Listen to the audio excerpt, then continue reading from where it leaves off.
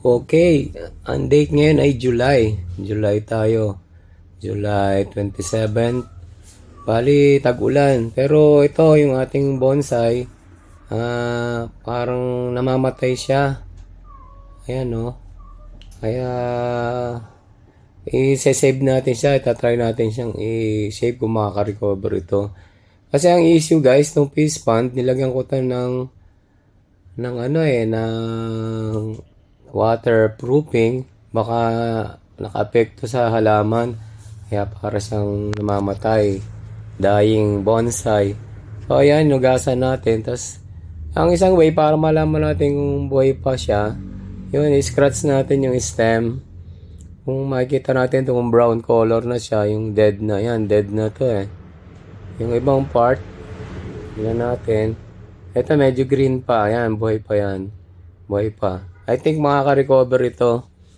Itong bonsai na to ay tingin ko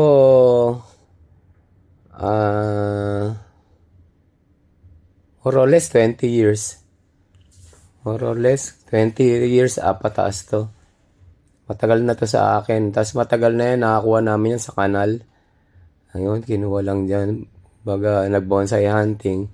Nakita sa kanal. Sa kanal, mga 5 years na. Tapos nasa akin yan siguro mga 20 years eh. Tama ba? Mga 2005, mga ganun, mga 15 years. So, mga 20 years nga. So, ayan, ililipat natin siya dito sa lalagyan.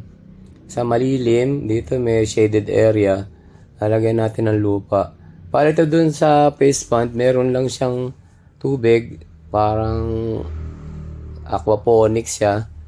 Sa tubig lang siya kumukuha ng nutrients. Ngayon, lalagyan natin ng lupa para maka-recover siya. Nilagay natin sa shaded area. Yung medyo may ulan din konti.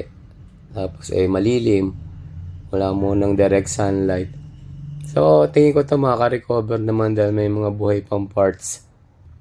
So, ayan, lagyan natin ng lupa na yung lupa ko dito medyo maganda to. May halo ng mga